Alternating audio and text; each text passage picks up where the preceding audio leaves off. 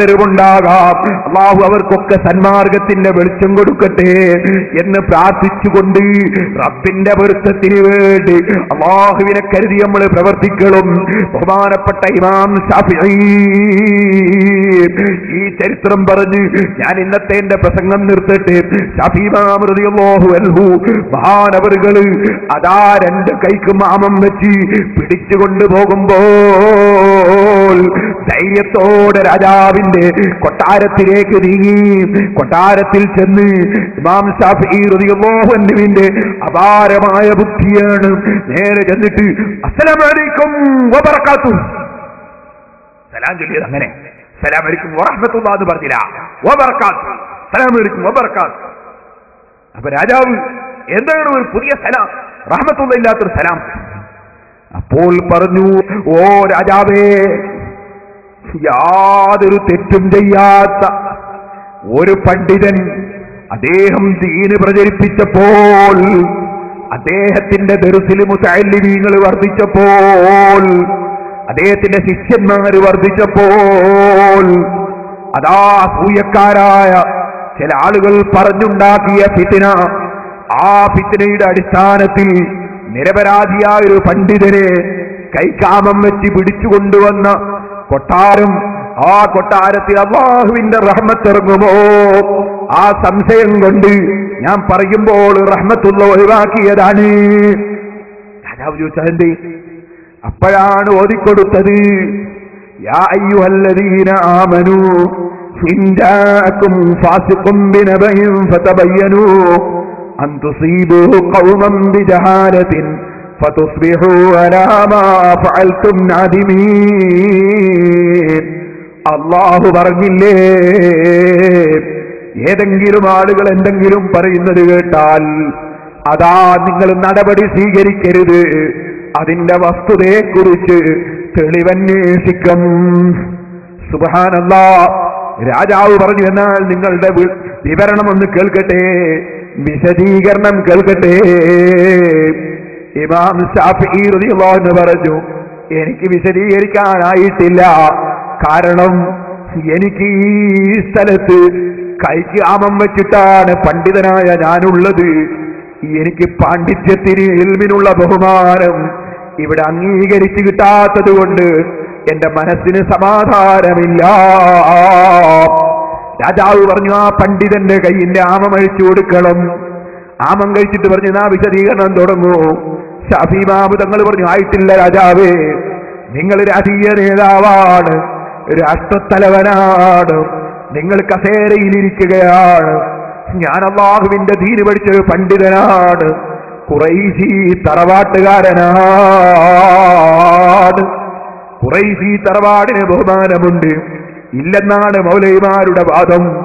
ഖുറൈശി തറവാടിന് ബഹുമാനമില്ലെന്നാണ് മൗലവിമാരുടെ വാദം. സുബ്ഹാനല്ലാഹ്. റസൂലുള്ളാഹിനെ നിസ്സാരപ്പെടുത്താൻ വേണ്ടി മൗലവിമാര് പറയുന്ന വാദങ്ങളാണ്, യഹൂദികളെ തൃപ്തിപ്പെടുത്താനാണ്. ആ യഹൂദി വാദം ഇതാ മുസ്ലിമീങ്ങൾക്കൊരിക്കലും സ്വീകാര്യമല്ല. ഖദിമൂ ഖുറൈശൻ, ഖുറൈശികളെ നിങ്ങൾ ബന്ധിക്കണേ.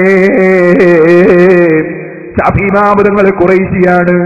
ഖുറൈശി തറവാട്ടിലുള്ളൊരു പണ്ഡിതൻ വരും, ഇൽമു ലോകത്തൊട്ടാകെ നടക്കുമെന്ന് നബി സല്ലല്ലാഹു അലൈഹി വസല്ലം പറഞ്ഞതാണ്.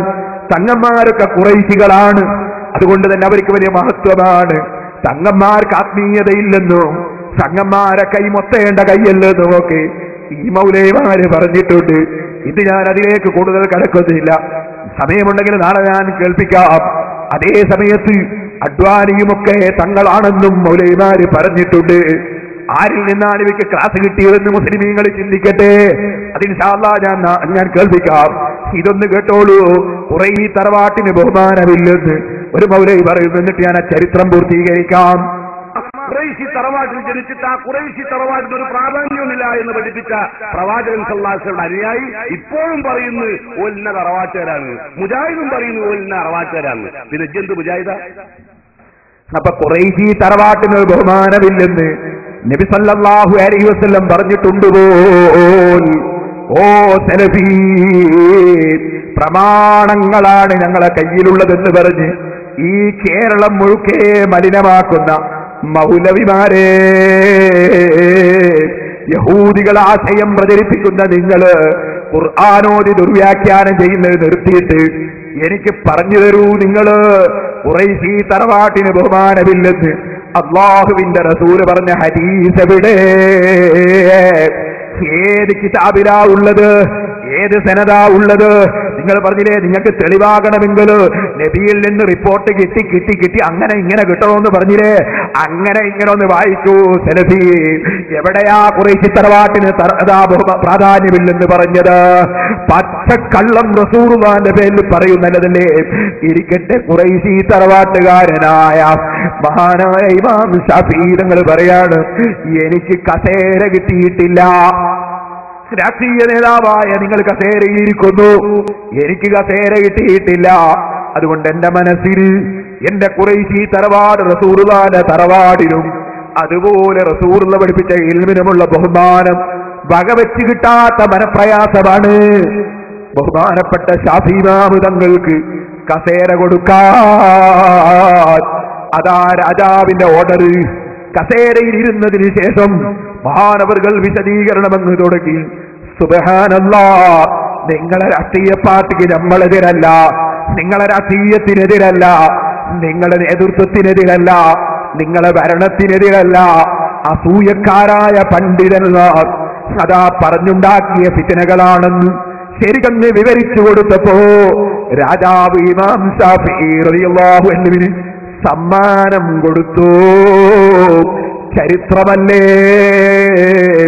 ആ ഇമാം ശാഫിഈ റളിയല്ലാഹു അൻഹുവിനെ പിന്തുടരുന്ന മുസ്ലിമീങ്ങളെ, ആരെങ്കിലും എന്തെങ്കിലും പറയുന്നത് കേട്ട് നമുക്കൊരു പണ്ഡിതനെയും തെറ്റിദ്ധരിച്ചുകൂടാ കേട്ടോ.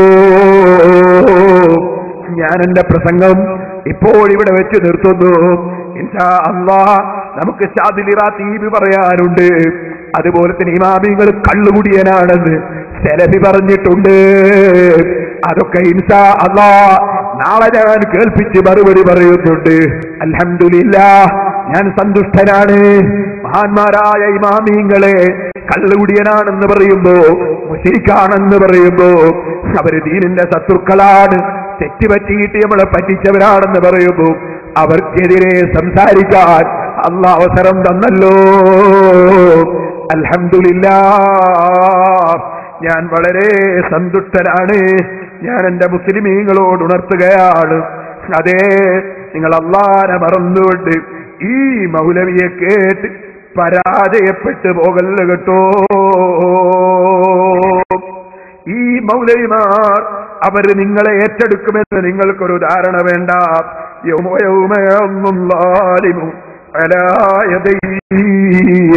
ആക്രമിച്ചവൻ കൈകടിക്കുന്നൊരു സമയമുണ്ട്. യഖൂലു യാ ലൈതനി തഖൽതു മഅ റസൂലി സബീലാ. റസൂലുള്ളാഹി സ്വല്ലല്ലാഹു അലൈഹി വസല്ലം തങ്ങളുടെ കൂടെയുള്ള വഴി അത് ഞാൻ സ്വീകരിച്ചെങ്കിൽ എത്ര നന്നായിരുന്നു. ഞാൻ മുതൽക്ക് റസൂലുള്ള വരെയുള്ള വഴി ഞാൻ മുമ്പ് ഉദ്ധരിച്ചിട്ടുണ്ട്. അതുപോലെ ഈ പണ്ഡിതന്മാരെ കൈവശത്തിലുണ്ട്. അതൊന്ന് തകർക്കാൻ വേണ്ടി സ്പീക്കർ ഖുതുബ മൗലവി എടുത്തിട്ടുണ്ട്. ഇൻഷാ അല്ലാഹ് ഞാൻ പറയട്ടെ, സ്പീക്കർ ഖുതുബയുടെ കാര്യമൊക്കെ ഞങ്ങൾക്കറിയാം. സദഖത്തുൽ മുസ്ലിയാർ വലിയ പണ്ഡിതനാണ്, മഹാനാണ്. അതുപോലെ കണ്യത്ത് ഉസ്താദ് മഹാനാണ്, പണ്ഡിതനാണ്. ഉള്ളാട്ടങ്ങളും ഒക്കെ ഉസ്താദും ഒക്കെ പണ്ഡിതന്മാരാണ്, മഹാന്മാരാണ്. എന്താണ് മൗലവിയുടെ സ്പീക്കർ ചർച്ചക്കുള്ള മറുപടി? പറയട്ടെ, സംസ്ഥാന കേരള ജമിയത്തുൽ ഉലമയിലെ ഒരു പണ്ഡിതനെയും ആക്ഷേപിക്കാതെ, ഒരാളെയും നിസ്സാരപ്പെടുത്താതെ, മറ്റുള്ള സംഘടനയിലുള്ള അരികളെ നിസ്സാരപ്പെടുത്താതെ, നാളെ അതിന്റെ വസ്തുത എന്താണെന്ന് തെറഹിന്റെ വീക്ഷണത്തിൽ ഞാൻ വിവരിക്കുന്നത് നാളെ അല്ലാഹുവിന്റെ തൗഫീഖ് കൊണ്ട് നിങ്ങൾക്ക് കേൾക്കാം. ഞങ്ങളെ കുടുംബം സുന്നത്ത് ജമാഅത്തിന്റെ കുടുംബം. അതിൽ കണ്ണിയത്ത് ഉസ്താദുണ്ട്, സദഖത്തുള്ള മുസ്ലിയാരുണ്ട്, ഓക്കെ ഉസ്താദുണ്ട്, അന്തപുരം ഉസ്താദുണ്ട്, അതുപോലെ കീഴ ഉസ്താദിന്റെ ശിഷ്യൻ എന്റെ പുല്ലൂക്കൽ ഉസ്താദുണ്ട്. അങ്ങനെ അതാ ഞങ്ങൾ സുന്നത്ത് ജമാഅത്തൊരു കുടുംബമാണ്. ആ കുടുംബത്തിന്റെ കാരണവന്മാരും ഉപ്പാപ്പമാരുമായി ഞങ്ങളെ മുൻഗാമികളായ നിങ്ങളുണ്ട്. അവരിൽ ഒരാളെങ്കിലും ജീവിതത്തിൽ എപ്പോഴെങ്കിലും നിസ്സാരപ്പെടുത്തി സംസാരിച്ച ഒരൊറ്റ വാക്ക് തെളിയിക്കാൻ കഴിയുമോ എന്ന് ഞാൻ വെല്ലുവിളിച്ചിട്ട് സലഫി വീണതല്ലേ, പിത്തിനക്കാര് വല്ലതും പറഞ്ഞതല്ലാതെ എന്റെ വാക്ക് വരെ കാണിക്കാൻ കഴിഞ്ഞോ? എഴുതിയത്